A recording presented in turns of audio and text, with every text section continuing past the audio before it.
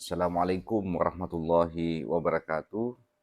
Om Swastiastu, Namo Buddhaya, Salam, Salam Rahayu, Salam Kebajikan. Kembali bersama saya Dr. Umar Adi dalam channel Klinik Rohani Wahsilanaks, channel yang menyampaikan dimensi kerohanian manusia dalam mencapai tujuan dari beragama. Nah, salah satu judul yang sebelumnya terkait tentang berislam di luar sistem. Malam ini saya lanjut dengan beriman di luar sistem.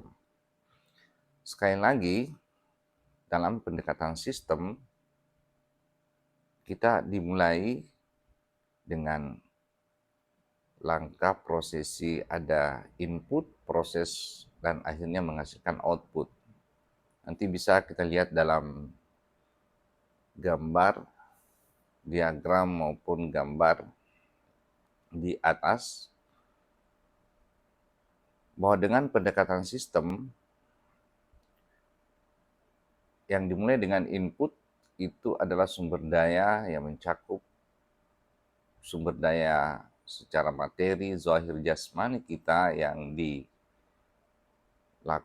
dalam sebuah sistem Islam, adanya rukun Islam.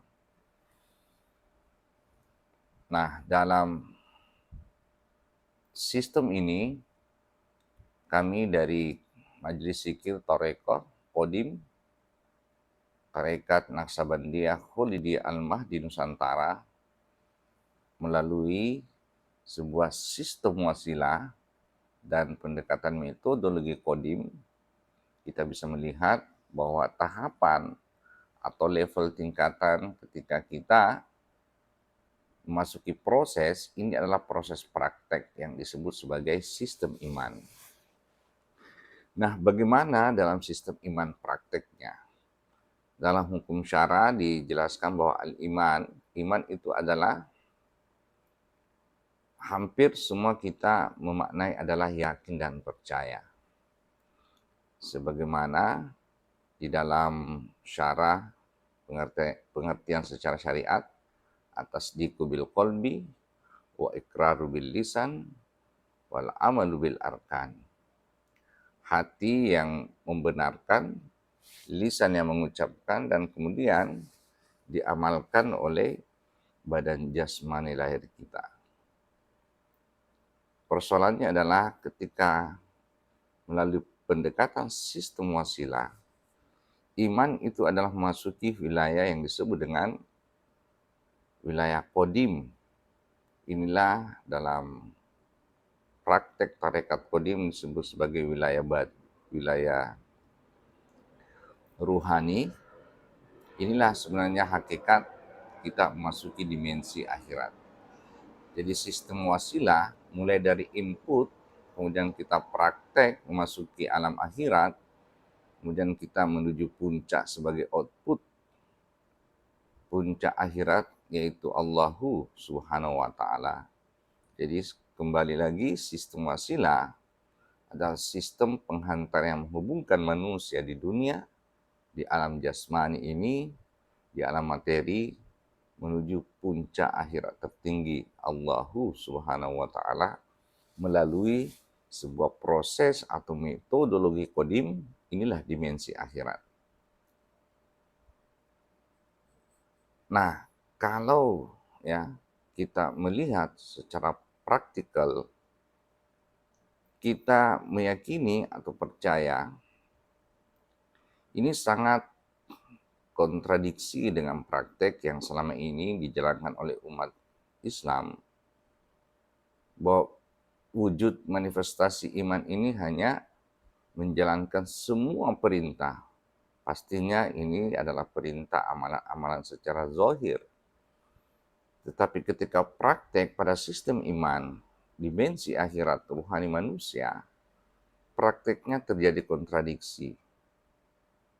Bagaimana kita mempraktekkan memasuki dimensi akhirat, inilah praktek hakikat yang sesungguhnya, di mana fungsi ilmu tasawuf sudah memasuki intisari, yaitu ada prosesi tazkiyah, takhalli, tahalli, dan tajalli.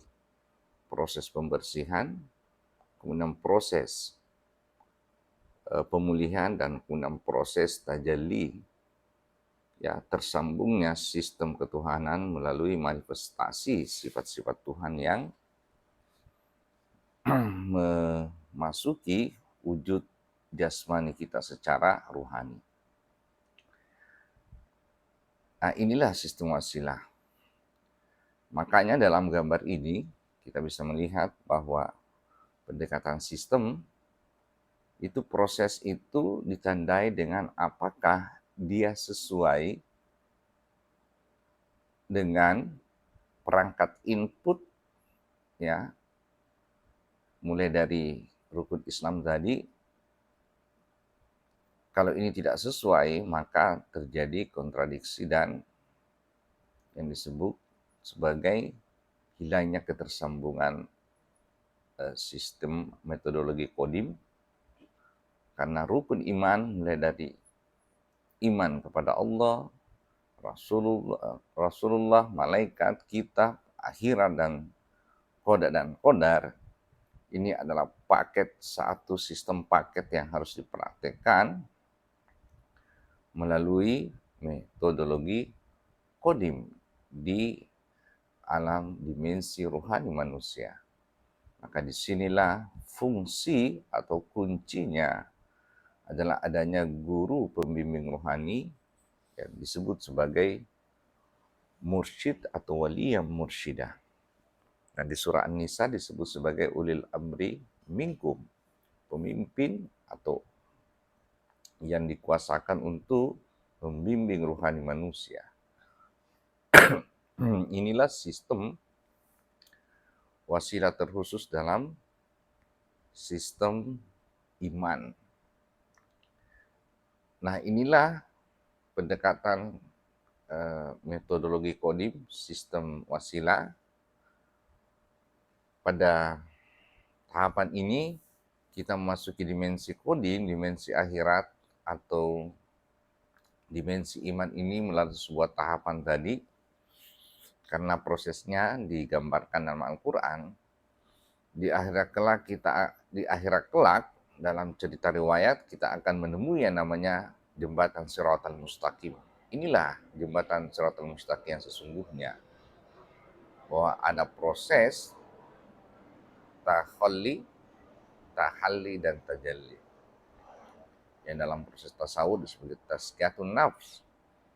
Nah, setelah kita mendapatkan bimbingan dari seorang guru pembimbing rohani sebagai manifestasi wasilah yang membawa channel ketuhanan, di mana channel inilah yang dalam metodologi Qadim adanya prosesi baiat, di mana aktivasi rohani, penanaman nur iman, nur kitab. Inilah sebagai potensi yang kita bawa memasuki sistem iman atau dimensi rohani manusia. Makanya kalau tidak sesuai dengan praktek dalam sistem iman ini, maka itu tidak by sistem, tidak sesuai dengan urutan atau sekuensi wasilah yang seharusnya, maka disinilah terjadi lompatan-lompatan logika yang tidak sesuai dengan nalar logis. Banyak dogma tasawuf, ya, hanya memahami secara literasi, teori, konsep, langsung meyakini, percaya, langsung iman, maka ada lompatan proses yang tidak kita lalui, ada metodologi yang tidak secara objektif, sehingga dari input langsung lompat menjadi output yang harus kita yakini. Inilah banyak praktek-praktek tasawuf yang zindik. Inilah yang biasa disebut dengan syariat, ya, hakikat tanpa syariat. Artinya syariat iman, syariat hakikat itulah tarekat. Jadi kalau ada praktek tasawuf, bicara hakikat ma'rifat tanpa tarekat, atau yang kami sebut tadi metodologi, maka inilah yang disebut dengan dogma tasawuf yang zindik, tidak melalui sebuah urutan atau proses, hanya sekedar yakin. Maka kesimpulannya adalah iman tidak sekedar percaya atau yakin. Karena dalam literasi yang lain, iman juga punya arsiran makna kata yang disebut sebagai dari kata amanah yu'minu yang berarti aman. Jadi kalau kita dengan metodologi berarti kita pada jalur sistem wasilah yang disebut sebagai jembatan Shiratal Mustaqim. Hampir semua manusia akan tidak mampu menembus atau melewati jembatan Shiratal Mustaqim. Berarti ada sistem pengaman ya yang bisa membuat kita aman memasuki dimensi iman, dimensi rohani ini hanyalah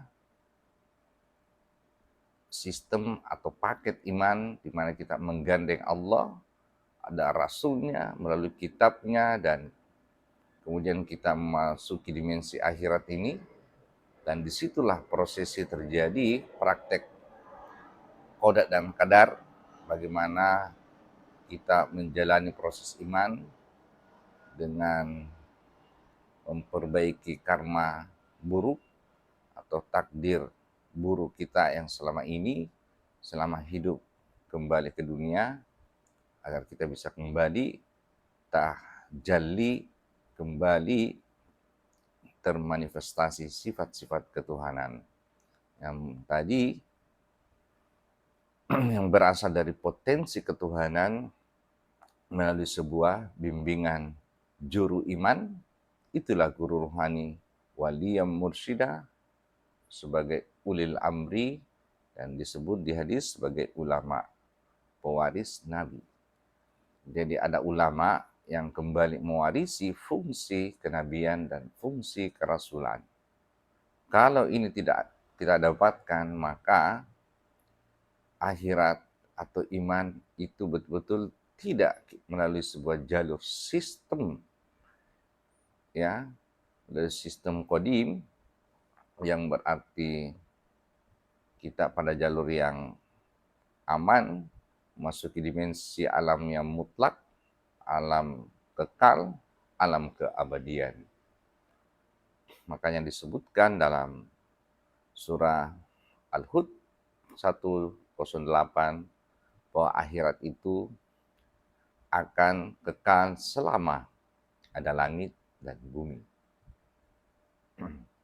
Artinya akhirat itu secara ontologi inilah dalam kehidupan, di balik kehidupan dunia kita sekarang. Tapi melalui sistem wasilah, karena perjalanan ini adalah perjalanan dimensional, maka akhirat ada di balik dimensional dunia ini. Maka perjalanan ini amat sangat berat. Makanya dikatakan dalam surah Maryam 71, tidak ada satupun manusia yang tidak melalui neraka. Pun itu dalam beberapa hari. Artinya apa? Ada prosesi pembakaran, ada prosesi penyucian, semua ya kesalahan, dosa, disinilah prakteknya yang kita sebut sebagai tazkiyatun nafs. Makanya dalam hadis Rasulullah disebutkan surga itu adalah penjaranya orang beriman yang menjalani proses perjalanan iman ini. Jangan sebaliknya, bahwa surga dunia adalah surganya orang kafir.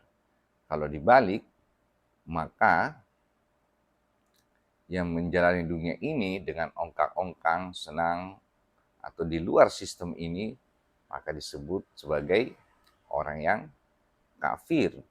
Maka dunia ini sesungguhnya adalah penjaranya orang beriman. Maka disinilah sistem ini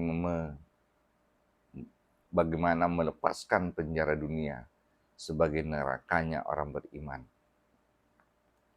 Dan itu akan melalui sebuah proses panjang yang inilah yang disebut sebagai perjalanan rohani Nabi, yang disebut dengan mi'raj, lapis demi lapis, dimensi demi melalui dimensi yang berlapis. Demikian bagaimana sistem iman ini sangat vital dalam proses perjalanan spiritual manusia, agar supaya kita berada dalam sistem wasilah, sistem ketersambungan yang dibimbing oleh seorang guru iman, juru iman, guru rohani. Semoga apa yang saya sampaikan dapat mencerahkan kita semuanya, dan agama ini adalah agama yang mutlak, agama yang melalui sebuah sistem qadim yang kekal, mutlak, yang menjadi intisari agama tauhid, agama samawi. Demikian, ilahi anta maksudi wa ridha matlubi. Assalamualaikum warahmatullahi wabarakatuh.